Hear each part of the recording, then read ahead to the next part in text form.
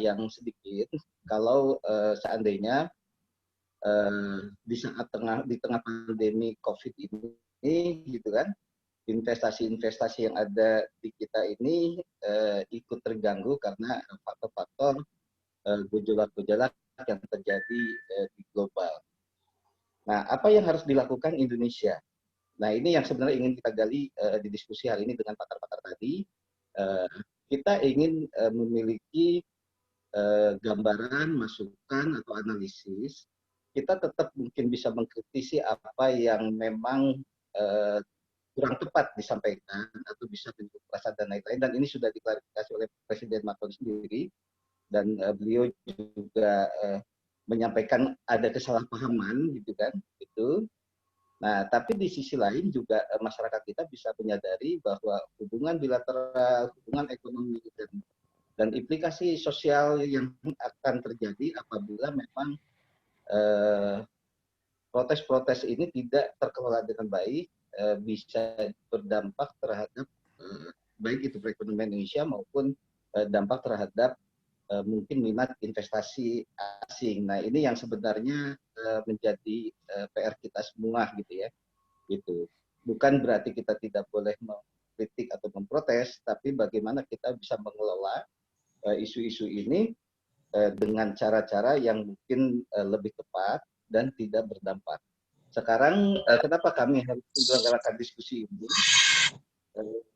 Kami melihat kan saat ini sudah banyak juga yang kalau menurut pemberitaan, menurut video-video yang beredar, menurut sosmed yang beredar, ada masyarakat yang sudah melakukan sweeping, melakukan pembakaran produk-produk dan lain-lain.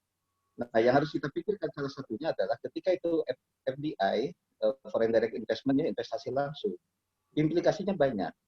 Kalau misalnya pabriknya tutup, dampaknya terhadap tenaga kerja, gitu kan? Kalau misalnya tidak berproduksi lagi, bukan hanya tenaga kerja, tapi jalur retail, distribusi dan lain-lain juga akan terganggu. Nah, kita ingin menggali di semua aspek itu. Nah, karena itu nanti mungkin kami minta Pak Abdul Mutahari akan menggambarkan perkembangan Islam di Eropa seperti apa. Kedua juga bagaimana perkembangan ekonomi dan politik yang sedang terjadi saat ini di global. Nah, kedua nanti kita berharap Dr. Kiai Haji Khalil Nafis, Ketua Komite Fatwa MUI, bisa memberikan analisis dan pemaparan yang terkait dengan kita sebagai negara yang mayoritas berpenduduk Muslim harus menyikapinya seperti apa, sehingga tujuan pesannya akan sampai, tetapi Indonesianya sendiri tidak dirugikan dengan kondisi-kondisi seperti ini. Ini yang perlu mungkin kita eksplor. Nah, berikutnya kita undang juga satu narasumber yang memang basicnya antropolog. Ini peneliti CSPS, ini Dr. Yanuardi Syukur. Dr. Yanuardi Syukur kita minta, Prancis ini adalah salah satu bagian penting dari perubahan peradaban ya di dunia, termasuk di bidang ekonomi, karena revolusi industri juga kan terjadinya di sana di Prancis. Nah, mungkin ini yang kita coba diskusikan siang sampai sore hari ini. Kami berharap nanti diskusi ini bisa menarik, objektif, kita lihat secara aspek holistik, tidak hanya mengandalkan emosi semata gitu kan, tapi kita juga harus melihat fakta-fakta dan analisis-analisis yang ada dasarnya, sehingga masyarakat bisa lebih terbuka. Kemudian CSPS UI juga bisa memberikan rekomendasi-rekomendasi baik ke dalam perguruan tinggi Universitas Indonesia maupun ke lembaga pemerintah atau ke pihak lain termasuk swasta dan lain-lain. Nah, saya sebagai Ketua CSPS SKSG UI mengucapkan terima kasih atas kehadiran para narasumber yang sudah meluangkan waktunya di tengah kesibukannya. Itu. Kemudian kedua, terima kasih pada para peserta ini dari berbagai daerah yang ada di Nusantara. Dan ketiga tentu moderator dan Mbak Ajeng, host yang mempersiapkan acara ini. Nah, sebelum saya tutup, saya sedikit menjelaskan bahwa Sekolah Kajian Strategik dan Global Universitas Indonesia ini adalah pengembangan dari program Pasca Sarjana UI. Dulu di UI ada beberapa program yang sifatnya multidisiplin dan interdisiplin. Di situ ada sejumlah program kajian. Ada kajian ketahanan nasional, kajian kewilayahan, wilayah Eropa, wilayah Amerika, kajian perkotaan, kajian terorisme, kajian Islam dan Timur Tengah, ekonomi syariah, dan banyak hal di situ yang sifatnya multidisiplin, ini yang dikembangkan UI, dan satunya ada kajian ilmu lingkungan. Nah, yang untuk ilmu lingkungan, dari satu program pasca sarjana sekarang berkembang menjadi 2 sekolah. Yang satu menjadi sekolah kajian strategik dan global, yang kedua menjadi sekolah ilmu lingkungan, SIL. Nah, kebetulan ini adalah program yang saat ini sangat banyak peminatnya karena memang mengulas hal-hal yang sangat menarik, dan tentu SKSG dan UI harus berkontribusi sangat signifikan terhadap permasalahan-permasalahan yang berkembang di masyarakat, dan bisa juga memberikan solusi-solusi untuk penyelesaian masalah tersebut. Mungkin itu Mas Baim pengantar dari saya. Terima kasih banyak atas waktunya. Salam hormat juga buat Pak Abdul Muta'ali. Beliau mewakili dari SKSG, Sekolah Kajian Strategik dan Global. Tapi dalam hal ini juga kita minta untuk menjadi narasumber sesuai dengan kompetensi dan yang dimiliki oleh beliau. Mungkin itu Mas, terima kasih banyak semuanya. Wabillahi taufiq wal hidayah. Wassalamualaikum warahmatullahi wabarakatuh. Waalaikumsalam warahmatullahi wabarakatuh. Waalaikumsalam warahmatullahi wabarakatuh. Terima kasih atas penyampaian opening speech-nya Bapak Guntur Subagja Mahardika. Sebelumnya selamat datang kepada Bapak Dr. Abdul Muta'ali MAMIP selaku Wakil Direktur Sekolah Kajian Strategik dan Global Universitas Indonesia. Assalamualaikum Pak Abdul Muta'ali. Apa kabar Pak? Waalaikumsalam. Selamat siang semuanya. Sehat ya. Assalamualaikum. Ya, terima kasih sudah meluangkan waktunya. Terima kasih Mas Guntur ya diundang nih. Saya di kantor ini jadi karena tidak ada ring light ini jadi agak hitam mukanya ini ya. Oh tapi gitu bukan berarti ya. ahli sesat ya. Sedikit tersembunyi Pak gantengnya. Jadi ini webinar ini moderatornya dari Bandung Pak. Jadi karena sekarang dengan digital di mana aja bisa. Ya, Maka ya. silakan lagi Mas Baim. Silakan. Ya. Saya ucapkan juga selamat datang kepada Bapak Yanwardi Syukur MSI Doktor Kandidat di acara ini. Assalamualaikum Pak Yanwardi. Waalaikumsalam Mas Baim, sehat? Alhamdulillah, apa kabar Pak Yanwardi? Alhamdulillah sehat ya. Iya, baik. Beliau sebagai peneliti Center for Strategic Policy Studies Sekolah Kajian Strategik dan Global Universitas Indonesia yang saat ini juga mengemban amanah sebagai Presiden Rumah Produktif Indonesia. Nah, mudah-mudahan nanti 2:30 akan hadir satu narasumber lagi, Bapak Dr. Kiai Haji Muhammad Khalil Nafis. Beliau sebagai Ketua Komisi Dakwah Majelis Ulama Indonesia Pusat. Baik, sebelum saya mulai acara, izinkan untuk semacam menceritakan kronologis kontroversinya di mana tentang Perancis itu. Yang saya teliti dari berbagai media, pada tanggal 2 Oktober 2020 itu Presiden Perancis Emmanuel Jean-Michel Frédéric Macron atau kita sebut Presiden Emmanuel Macron itu berpidato di Murux, Perancis. Nah, ada beberapa kata-kata dari beliau yang menjadi kontroversi di kalangan agama Islam, yaitu istilah separatisme Islamis, dan ada juga kata-kata sebagai Islam adalah agama yang saat ini sedang mengalami krisis di seluruh dunia. Nah, 2 pekan kemudian, 16 Oktober 2020, seorang guru di Paris, Perancis bernama Samuel Paty tewas terbunuh secara sadis oleh seorang imigran Perancis asal Chechnya bernama Abdullah Aboutessi-David Anzourov di Conflans Saint-Honorin sekitar 30 km dari Paris. Nah, alasan pembunuhan itu adalah karena sang guru ini menunjukkan kartun Charlie Hebdo yang tahun 2015 lalu sangat menggemparkan dunia Islam khususnya. Nah,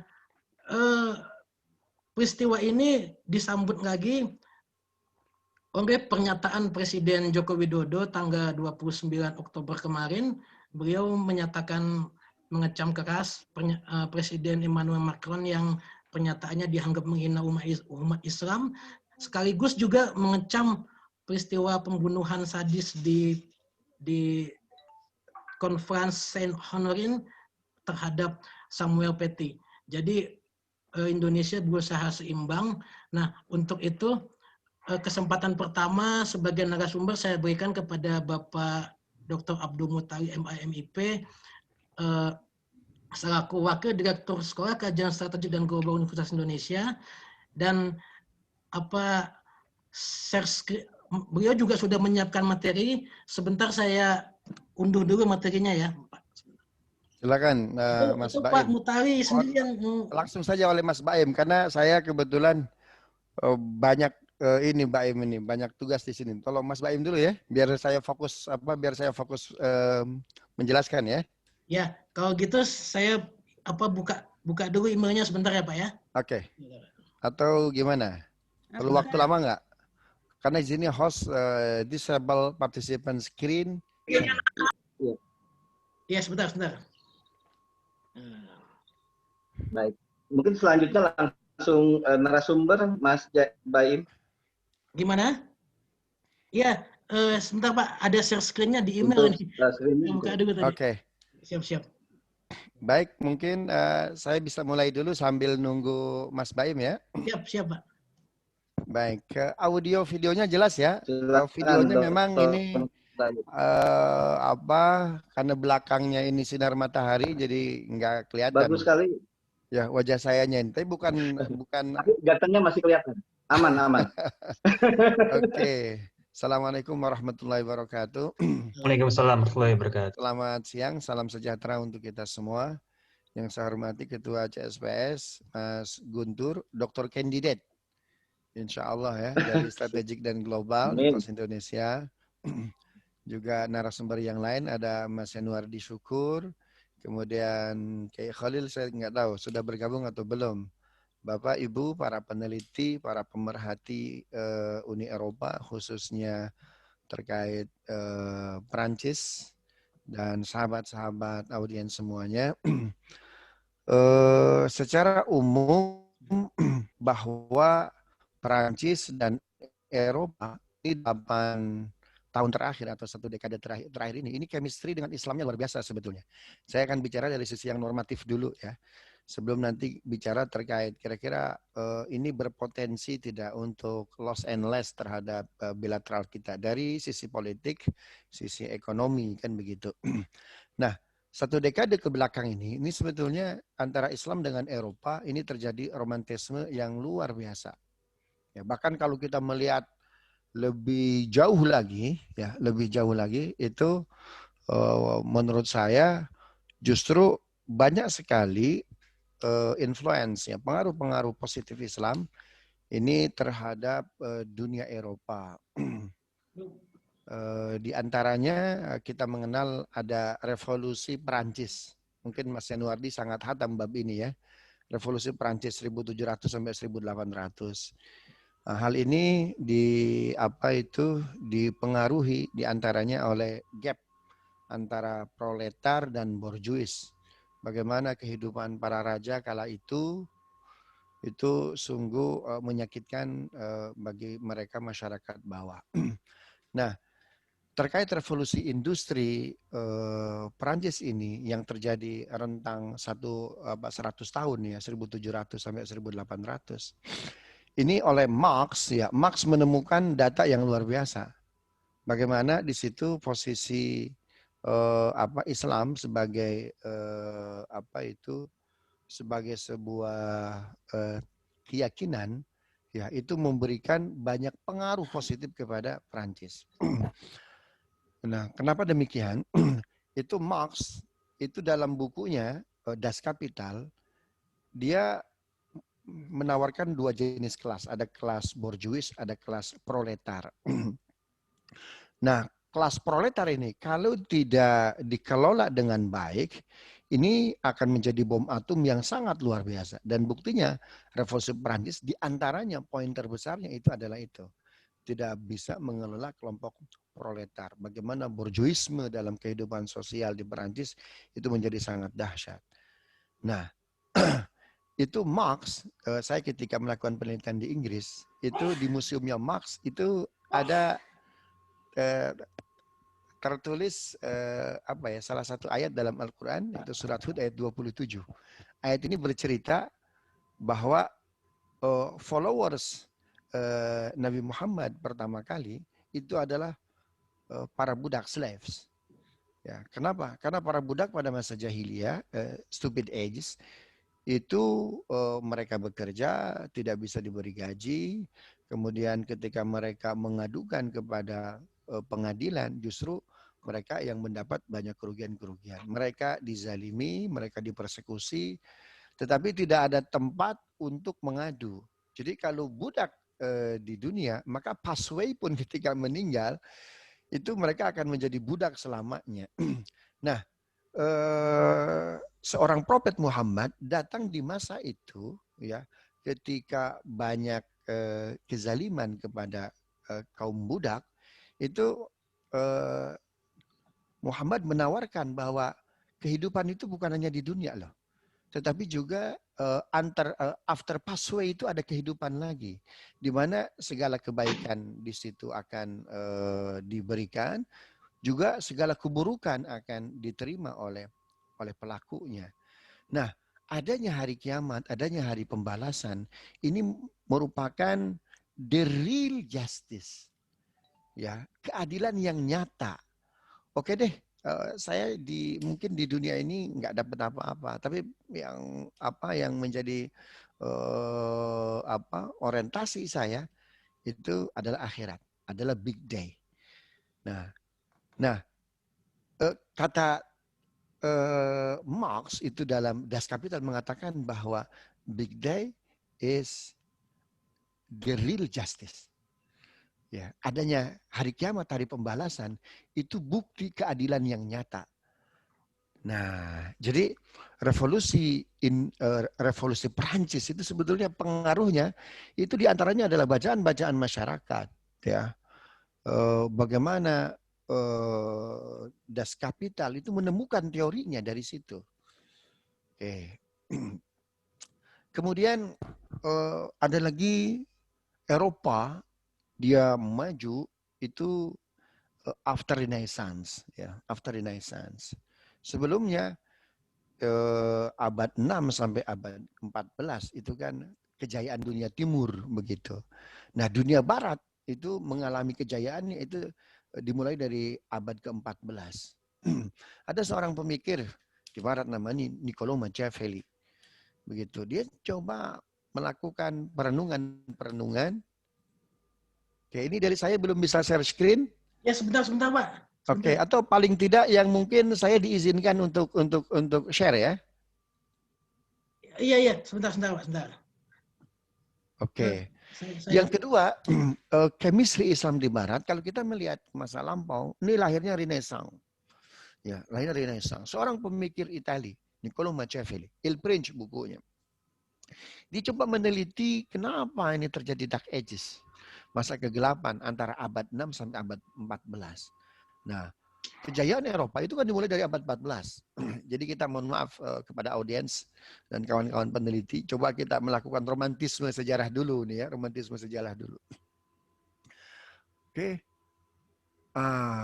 Akhirnya Niccolo Machiavelli ini coba merenungi kenapa kok Barat bisa seperti ini, dunia Timur kok maju seperti itu.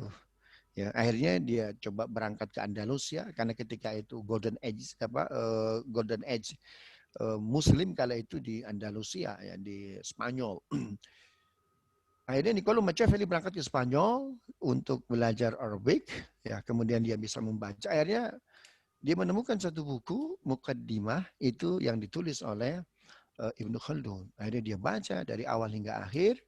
Disitulah teori ketatanegaraan, ya, kemudian teori tentang arsitektur, teori tentang ekonomi, jaminan sosial, bagaimana memperkokoh sebuah negara, tidak boleh menggunakan pasukan bayaran, harus pasukan inti dari masyarakat negeri itu sendiri, kan begitu. Pak Abdul Mutali, maaf, Ya. saya bisa dijadikan host lagi nggak Pak? Tadi ada salah teknis sedikit Pak, mohon maaf sekali Pak. Oh, biar kalau gitu saya langsung saja ya share ya. Langsung saya scan, baik. Pak. Oke. Nah ini dia. Nah, siap Pak. Nah ini coba kita lihat. Mohon maaf.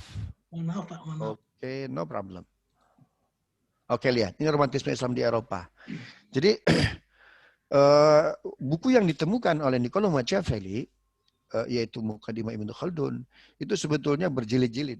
Tapi dari jilid pertama yang disebut Muqaddimah, karena dia jilid pertama, di situ banyak menemukan teori-teori bagaimana membangun strong state, bagaimana membangun state, strong state and welfare state, kan begitu. Dia temukan di situ.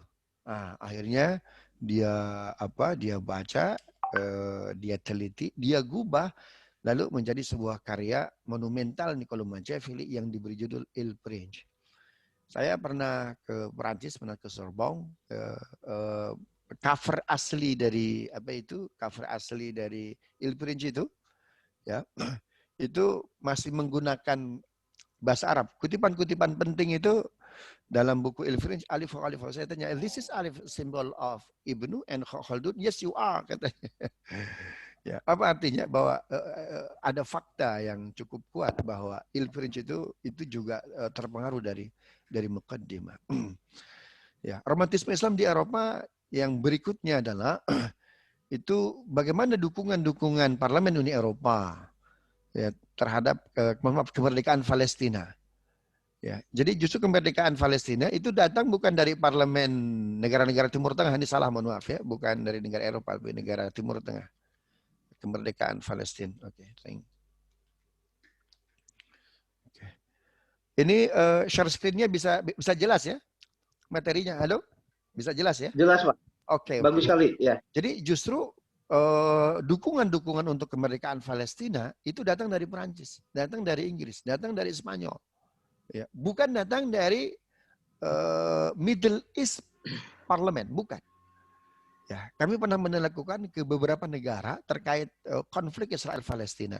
Ke negara-negara yang basisnya justru majority itu bukan Muslim. Kita tanya, tahukah Anda kasus Israel-Palestina? Kita nggak tahu. Ya, 70% itu jawab kita nggak tahu, bayangkan. Nah, terus kami tanya pertanyaan yang kedua. Andai kan Anda tahu ada satu negara belum merdeka, kemudian Anda jajah, ya, maka membantu negara yang dijajah. Hati masyarakat Eropa itu nalar, logik, basisnya bukan emosional. Ya, basisnya bukan emosional. Karena itu saya appreciate ya kepada pemerintah punya masjid di Rakhin, punya masjid di Gaza. Negara-negara Timur Tengah nggak punya itu. Kok sampai bisa? Karena pendekatan Indonesia adalah humanity. Jadi pendekatannya bukan primordialisme. Karena kalau pendekatan primordialisme itu akan menjadi musuh baru. Ya, akan menjadi musuh baru.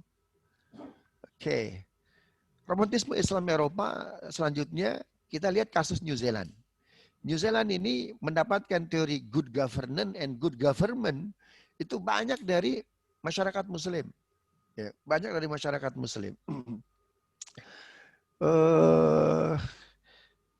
Di antaranya New Zealand ini kota yang luar biasa. Ya, dia bagian dari Skandinavia, ya, yang indeks korupsinya kecil, 0,60%. Ya, kalau Mas Baim 60,0% mungkin ya. Itu teori terbalik begitu.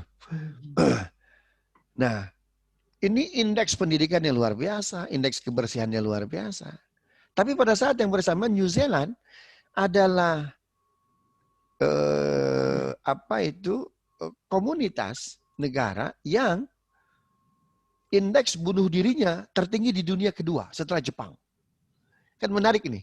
paling welfare, paling bersih, good governance-nya luar biasa, tapi paling banyak bunuh diri kedua di dunia. Menarik ini. Ya, menarik. Begitu. Nah, kenapa hal itu terjadi? Ini nih, nanti saya lanjutkan ya. Oke, sebentar. Sebelum jawabannya nanti saya tahan dulu yang itu.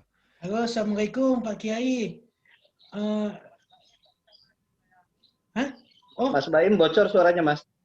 Mas Baim bocor suaranya. Ya, Mas Baim nggak cocok jadi Intel nih. Ya, dilanjutin, Ya. Pak. Oke. Oke. Siap, mohon maaf, Pak Abdul Muthalib, lanjut. Baik. Coba kita lihat. Nah ini ya. Coba kita lihat capaian Barat ya dan sebagian dunia Islam. Barat itu dimulai dari knowledge, melahirkan kemajuan, growth. Ya, tetapi dari kemajuan ini melahirkan perang. Kita lihat bagaimana 2001, 2005 agresi militer Amerika kemana ke Irak, hancur lebur Irak, Afghanistan hancur lebur. Ya, jadi knowledge yang dibangun oleh Barat itu ujungnya bukan peace, tapi war. Dunia Islam itu dimulai dari truth, katanya, dimulai dari kebenaran. Ya, jadi dari unsur transenden dulu tuh, ada kitab suci mengklaim ini kebenaran. Tapi dari itu kok perang? Hari ini coba lihat. Konflik Yaman, konflik Suriah. Nggak jelas nih. Muaranya sampai mana? Butuh waktu 500 tahun untuk recovery Suriah. Butuh waktu 150 tahun untuk recovery Yaman.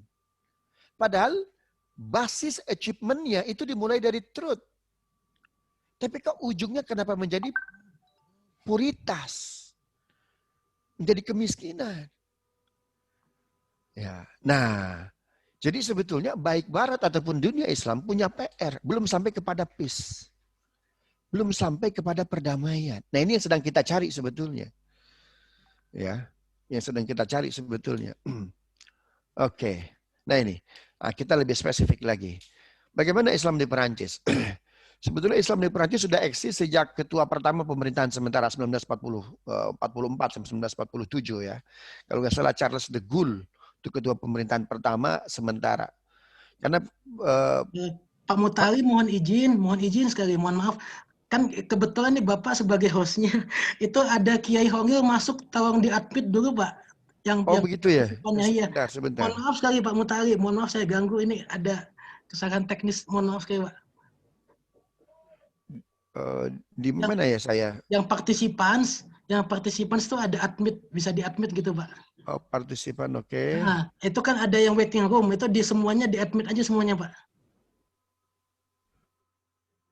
Wah, ini saya honornya double ini Mas Guntur. Iya tadi saya setting. Sebagai host dan sebagai research person ya. Sudah merangkap ini. Admit all. Ya, biar admit all Pak. Habis itu dilanjutkan. Ya Pak. Oke, admit all. Sudah ya, admit. Ya udah, makasih banyak Pak. Oke, thank you. Nah, sebetulnya enaknya kalau pakar multitasking Pak. Multitasking itu Pak, multitasking ini. Memang di era new normal ini kita harus multitasking ini. Ya, harus multitasking. Baik. Jadi Prancis ini secara pemerintahan dia unik. Dia sekarang ini pemerintahan Republik kelima. Ya, pemerintahan Republik kelima. Nah, Emmanuel Macron ini sebetulnya dia presiden di pemerintahan Republik kelima ya. Dia menjabat 14 Mei 2017 begitu. Nah, sebetulnya sejak pemerintahan sementara Prancis yang dimulai 1945 itu orang-orang Islam, imigran di sana sudah eksis, sudah banyak, bahkan posisi-posisi sudah mulai posisi ya, kemudian distrik-distrik di kepolisian, di tentara, memang belum masuk dalam di Kementerian Luar Negeri dan Pertahanan. Ya. Masuk di Kementerian Pertahanan, Kementerian Luar Negeri itu tahun 1985 sudah ada yang masuk. Nah, masalah sosial kultural juga sama. Kita mengenal Presiden Jacques Chirac ketika itu sampai memohon-mohon ya kepada persepak bola dari Aljazair, Zinedine Zidane, untuk bisa bergabung ya di timnas Perancis dalam Piala Dunia. Ketika itu Perancis hampir memenangkan Piala Dunia tapi kalah dengan Italia. Itu pun karena kesalahan Zinedine Zidane ya, karena menyundul dengan apa itu? Dengan kepalanya. Artinya apa? Bahwa keberadaan Muslim di Perancis ini itu dari bawah, dari culture. Jadi kemudian bisa berakselerasi dengan masyarakat Perancis. Karena itu kalau kita lihat bahasa Arab bahasa Perancisnya orang bahasa Perancisnya orang Perancis itu terpengaruh banyak itu dengan apa itu? Dengan bahasa Arab. Ya, di antaranya ada ucapan terima kasih itu berasal dari bahasa Arab, merci. Dan sama itu asli sebetulnya dari bahasa Arab, merci. Begitu. Baik, pasang surut Islam di Perancis. Nah, sejak 2 dekade terakhir itu bagaimana Islam di Perancis pasang surut yang menggeparkan itu November 2015 ketika Perancis dipimpin oleh François Hollande ya, ada bom Paris ya, itu juga dekat dengan stadion. Dan kasus Charlie Hebdo ini yang menjadi topik kita saat ini ya, karikatur Nabi. Menariknya Charlie Hebdo ini bukan ada pada masa Emmanuel Macron ya. Sebelumnya pada masa Nicolas Sarkozy juga sudah ada. Ya, sudah tumbuh. Tapi kok kenapa tidak dibrandel? Kan begitu. Jadi kalau saya sebut kasus Charlie Hebdo ini, saya kalau saya analogikan ya, ini mungkin terkait masalah dengan kependudukan di kita ini. Ini yang masih PR-nya masih banyak begini ya. Jadi saya tidak akan eksplisit menjelaskannya begitu, begitu ya. Nah, coba kita lihat. Sekarang Emmanuel Macron, dia diangkat jadi presiden 14 Mei 2017. Nah, Emmanuel Macron ini dia 2022 itu akan ikut pemilihan untuk yang second period. Pada saat yang bersamaan, public trust kepada Emmanuel Macron ini cukup turun drastis, ya, turun drastis. Bayangkan, baru 20 bulan menjabat sebagai presiden Prancis, itu ada istilah rompi kuning tuh, bukan jas kuning, rompi kuning, ya, sudah rompi kuning. Kalau jas kuning itu punyanya Pak Guntur, ya, punyanya Mas Baim itu. Ini ada namanya kelompok demo rompi kuning itu. Dan itu luar biasa. Bahkan survei-survei mengatakan Emmanuel Macron akan jatuh ini. Ya, akan jatuh. Kenapa dia nggak jatuh-jatuh survive? Lagi-lagi itu memberikan sumbangan yang luar biasa kepada majalah Charlie Hebdo. Jadi memang ini mungkin salah satu gaya ya dalam memimpin. Benjamin Netanyahu mau jatuh. Ya, mau jatuh. Korupsinya luar biasa Benjamin Netanyahu ini di Israel. Ya, luar biasa. Tapi dia melakukan apa? Agitasi kepada masyarakat Palestina. Jadi terkadang hal itu dilakukan gaya-gaya primordialistik itu dalam rangka apa? Mempertahankan kekuasaan. Begitu. Karena itu dipertimbangkanlah kalau pendekatan primordialistik ideologik itu mau dibangun. Nah, makanya saya kira kalau gaya Emmanuel Macron yang dipertahankan, maka dia akan menjadi the second Trump. Ya, the second Trump. Trump jatuh ya oleh Joe Biden. Kenapa? Karena gaya Trump membangun Make American Great Again itu gayanya gaya primordialistik. Ya, bagaimana Yerusalem yang sudah status quo itu adalah kota internasional, bukan milik X, bukan milik Y, tapi diberikan kepada Tel Aviv. Nah, memang dalam posisi terjepit Benjamin Netanyahu, pendekatannya pendekatan ideologistik pun sama dengan Macron, pendekatan ideologistik. Nah, kira-kira sikap Indonesia seperti apa? Wait and see saja. Bukan kepada Macronnya, tetapi kepada Perancisnya. Ya, jadi pemerintahan kita, ya, bangsa kita, negara kita terkait membangun bilateral dengan Perancis lebih baik dengan Perancisnya. Ya, wait and see saja. Kira-kira mana yang paling menguntungkan untuk ekonomi kita, ya, untuk stabilitas kita begitu. Ya, karena masih banyak lah investasi-investasi Perancis, ya, investasi-investasi kita itu lebih banyak. 2016 kan hanya 109 atau 1,47 triliun kan begitu. Ya, itu dari dana endowment Mas Guntur aja sudah bisa itu 1 tahun, nggak perlu dari Perancis kan begitu. Nah, tetapi lagi-lagi bahwa hari ini membangun sebuah government itu tidak bisa sendirian. Sekecil apapun peluang dia, potensi dia, together, jalan bersama itu lebih baik. Saya kira ini yang bisa saya sampaikan. Terima kasih. Assalamualaikum warahmatullahi wabarakatuh. Waalaikumsalam warahmatullahi wabarakatuh. Waalaikumsalam warahmatullahi wabarakatuh. Waalaikumsalam warahmatullahi wabarakatuh. Terima kasih banyak Bapak Abdul Muta'ali telah menyampaikan paparan dan materinya. Sebelumnya saya mohon maaf tadi sempat mengintervensi paparan dari Bapak beberapa saat karena memang kondisinya Bapak sebagai host. Ya, selamat datang kepada Bapak Kiai Haji Muhammad Holil Nafis, MA PhD, selaku Ketua Komisi Dakwah Dewan Pimpinan Majelis Ulama Indonesia Pusat. Assalamualaikum Pak Kiai. Waalaikumsalam warahmatullahi wabarakatuh. Baik, tadi kan saya review tadi apa yang disampaikan oleh Pak Abdul Muta'ali. Beliau sebagai pemateri memaparkan tentang hubungan panjang atau sejarah panjang antara Eropa, khususnya Perancis dan Renaissance-nya dengan dunia Islam.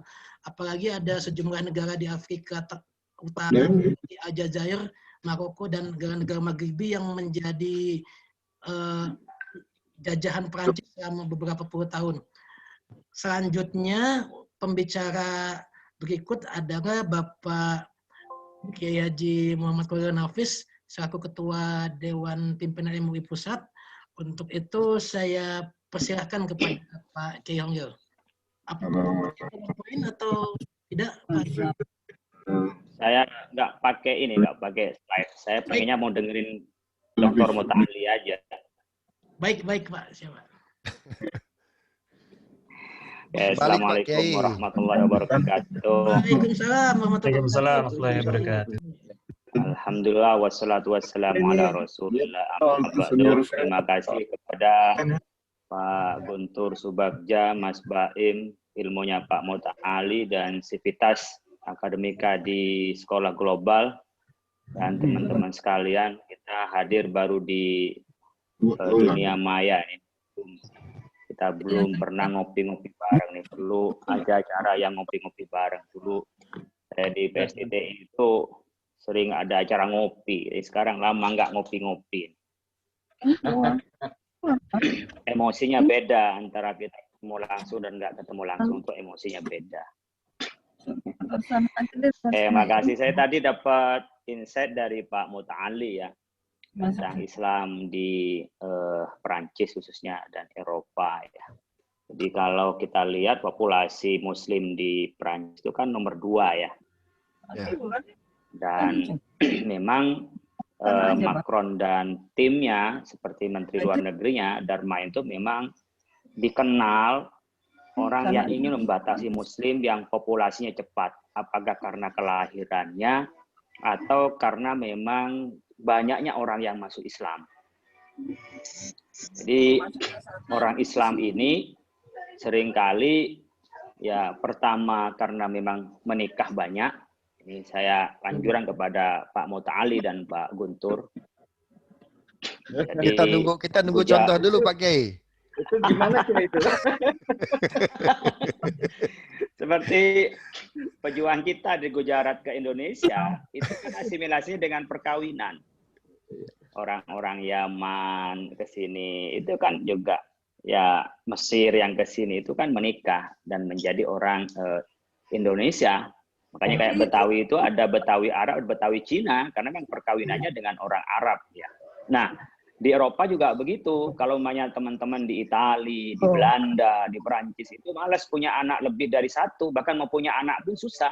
Nah, orang Muslim itu punya anak maunya banyak. Ya, anak ya, belum selesai 1 tahun ya udah beranak lagi gitu ya. Ini Yang pakai mobil ini barangkali bisa di-mute ya. Kayaknya saya terganggu ini. Izin sebentar, pakai Pak mobil. Mutali, minta tolong saya dijadikan host lagi, Pak Mutali. Mohon maaf, Pak Mutali. Jadi, minta tolong saya dijadikan host lagi, Pak. Ya, oke. Makasih. Mohon maaf, karena kalau udah begini kan nggak tahu siapa yang bicara nanti kalau rame ya. Jadi populasi Islam bagi Islamofobia, kalau saya dengar aja Islamofobia. Saya mengalami sendiri ketika ke Eropa, bahkan ketika lewat Singapura karena nama saya Khalil Nafis, ada Muhammadnya, Muhammad Khalil Nafis, itu ditahan sekian lama. Diinterogasi. Akhirnya nama saya sekarang di paspor tuh nggak ada Muhammadnya. Nama saya hanya Khalil Nafis, Hasanuddin saya tambahin lagi, karena kalau umroh itu biasanya minta 3 nama, 3 kalimat ya dari nama itu. Nah, itu gara-garanya nama Muhammad itu diperiksa lama, dianggap bagian dari teroris. Nah, ketika umat Islam di sana banyak melakukan homeschooling, itu kan dibatasi oleh Macron agar mereka mau berbaur keluar. Ini kritik juga ke kita, barangkali merasa tidak nyaman mempertahankan bagaimana pengajaran-pengajaran Islam. Kadang-kadang umat kita juga eksklusif. Nah, di sana dipaksa harus keluar dan dibatasi ada homeschooling. Termasuk soal kedokteran, soal dokter ya. Kita nggak boleh milih dokter, harus siap menerima. Kalau nggak dapat sanksi berapa euro gitu, sekitar 1,3 M lah kalau uang kita itu. Jadi ketika melihat banyak makanan halal. Aduh.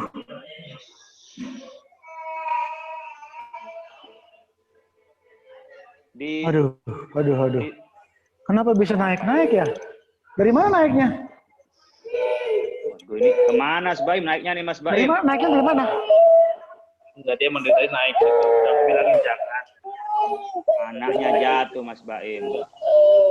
Mas Rifki nih Mas Baim. Naik ke sini.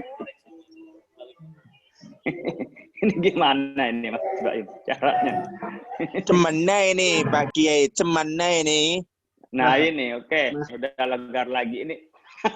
Ini gimana anaknya jatuh Mas Baim, jadi konsentrasi pula lepas-lepas Mas Baim.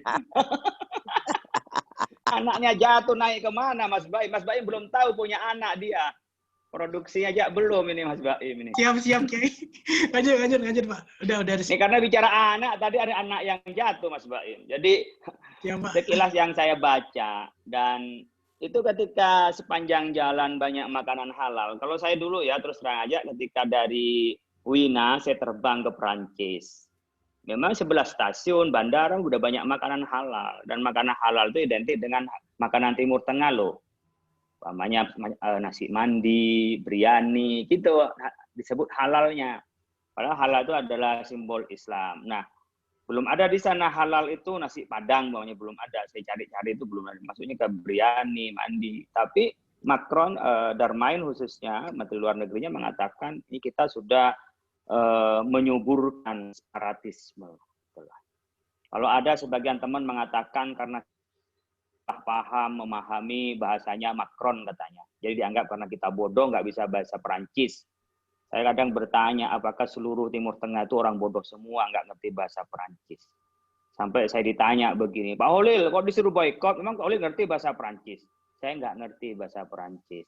Tapi saya merasakan aroma Perancis karena pernah saya ke Perancis. Saya bilang gitu. Pak Holil dari mana tahu? Saya baca dari media. Itu salah terjemah. Yang dimaksud itu bukan Islam yang memusuhin. Siapa yang memusuhin? Dia musuhin Islam radikal.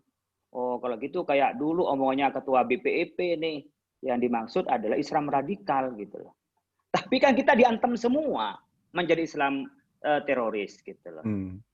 Dan saya nggak yakin kalau itu salah kata-kata dengan tadi beberapa data ya, yang mereka memperkecil geraknya, bisnisnya, sekolahnya, menjalankan ajaran agamanya, bahkan menyodorkan RUU bagaimana memberikan sekularisme yang membatasi. Jadi sekularisme yang radikal sebenarnya.